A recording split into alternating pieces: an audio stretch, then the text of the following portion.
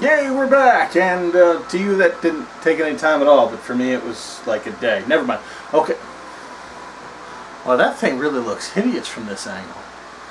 Ugh. It's wonderful. Sorry, when I look at the thing I just see the pumpkin, but now I see it on the video. It's great, great. Alright, so all of our sealant is dry on the outside. This sucker is pretty waterproof. Mostly-ish. But I guarantee you, somewhere that sealant didn't cover. And the first thing we are going to do in our efforts to make this thing 100% water resistant, not proof, if you dunk it in water it's still going to be screwed, we've got to paint the inside white. It's going to be white in the inside. It's going to be white inside because unless you are absolutely crazy, you're going to want to put some sort of light source in this thing so it can glow like a real pumpkin.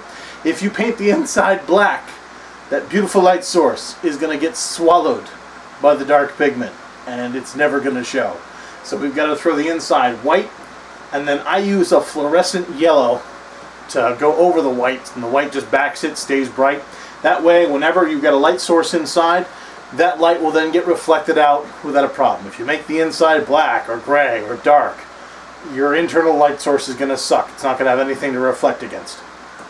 So, without further ado, I have a regular outdoor latex white paint. You probably could also use Drylock for it. I'm not gonna, because when I used Drylock on my tombstone, it showed through some of this stuff and took a couple of coats. This stuff I know doesn't take more than one coat, and that's why I use it. Yeah, so, inside, white. And the other reason we do it this step now is because guaranteed, when you do white on the back of the face, your paintbrush is going to poke out, and you're going to have white bits possibly dripping down in front. And because we do black second, we'll be going over any white that screws up and falls out. So, painting time. Back of the face first, because back of the face sucks. Unfortunately also, because it is white, it is going to tell you where it did get and where it didn't get. Incredibly easy to find out what spots you've hit and what spots you've missed with the white paint. Make sure you get it in every nook and cranny, because this stuff is going to reinforce the waterproofing effect of the spar varnish. Get this stuff everywhere. If you think you got the face really well, or you did manage to get a tub of spar varnish and dunk your pumpkin, then I'd say don't do the back of the face. You don't have to if you've already got this 100%. But I really like to waterproof the living snot out of these things. So I'm going to start with the back of the face, then do the entire inside of my pumpkin.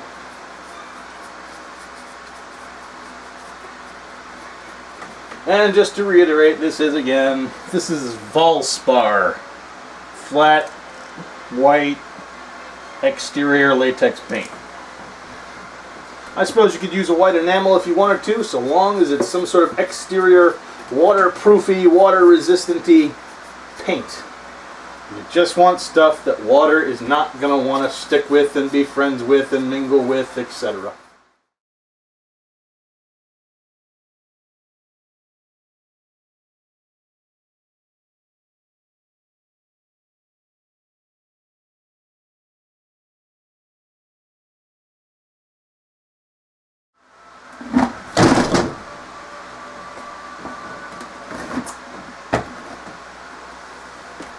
And we're still in one piece! Huzzah! Oh yeah, be careful of your pumpkin balance while you're painting. It might fall over. And that has never happened to me ever before.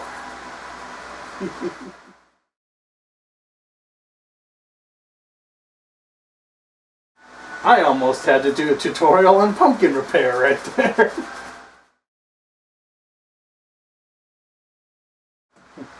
And incidentally, for that tutorial on pumpkin repair that I just didn't have to do, 2-part epoxy, because that too has never happened to me before.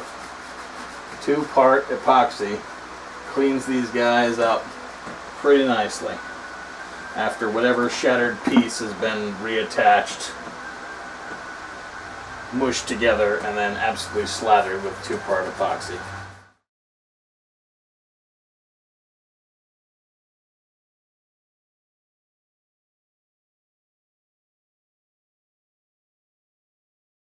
It's about as well as can be reasonably expected. Don't fall over. Do not fall over. It's about as well as can be reasonably expected for this guy at this point. I have gone back over. I've done the full 360-degree basketball rotation to make sure there's as few empty spots on the inside as possible. You may or may not be able to get it absolutely perfect. If you do, God bless you. I'm pretty much done with this one. But definitely do go over the inside, make sure there's no spots uncovered. Try to gloop in any breaks or crevasses. If you feel like giving it multiple coats, go for it. Just remember, the more sealing you do at this point, the better guarantee you have that your pumpkin is going to last you for years and years and years and years. So I'm going to let the inside dry, at which point I'm going to go ahead and we're going to spray paint it with a nice bright fluorescent orange that will reflect any internal light back out and give this a nice bright facade. Then we'll go for the exterior. I'm probably going to end up mentioning this twice because I'm talking about it now. If you want the dark, vile, bleh pumpkin, then your exterior is going to be black. If you want the bright, shiny, more natural orange color, then you might as well take your paintbrush and start doing the white on the outside too. So if you want it natural bright, white exterior. If you want it dark and bleh, black exterior. I'm going with a black exterior. Thank you very much. Alright, see you when this is dry. Okay, internal paint is now dry. Now we got to give the internal paint a nice color that's going to reflect whatever light you put inside back out in a nice, wonderful way.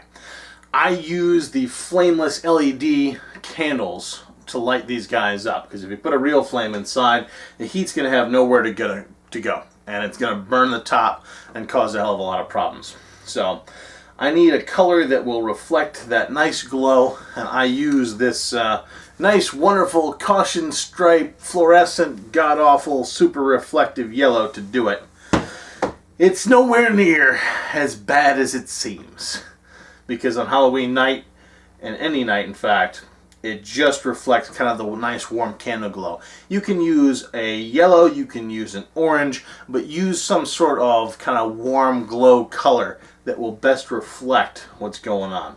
Now I'm not going to do a wonderful, charming, this is how you spray paint the inside of this thing, because I don't feel like moving the camera over to the window and then trying to juggle this basketball, this paint, and the camera at the same time. I'm just going to do it and let you figure it out for yourself. Alright, the inside's all set and done with the fluorescent paint, and you can see the color, which will beautifully reflect light that is put into it, as you can plainly see. Yeehaw. Glad I put that there.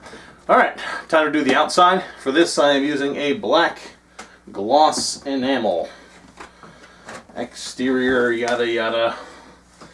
And once again, because I said I would, if you are doing the bright, happy, normal color pumpkin look, use white paint, not black paint. This is if you're doing the creepy, spooky look. I'm going to count at the end of this video how many times I reminded people of that.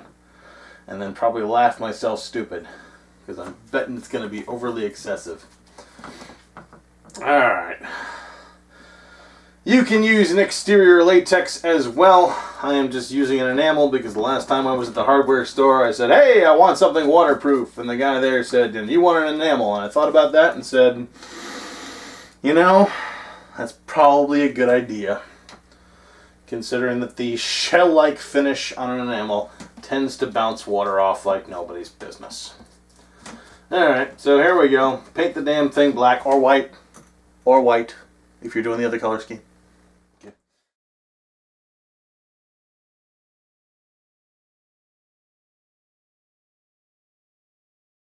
Because you're using an enamel over a surface that has already gotten a layer of varnish, be aware that sometimes the enamel may not stick quite as well. It'll get dragged by your brush and exposed areas. So be prepared to touch this up after you've gone over it the first time.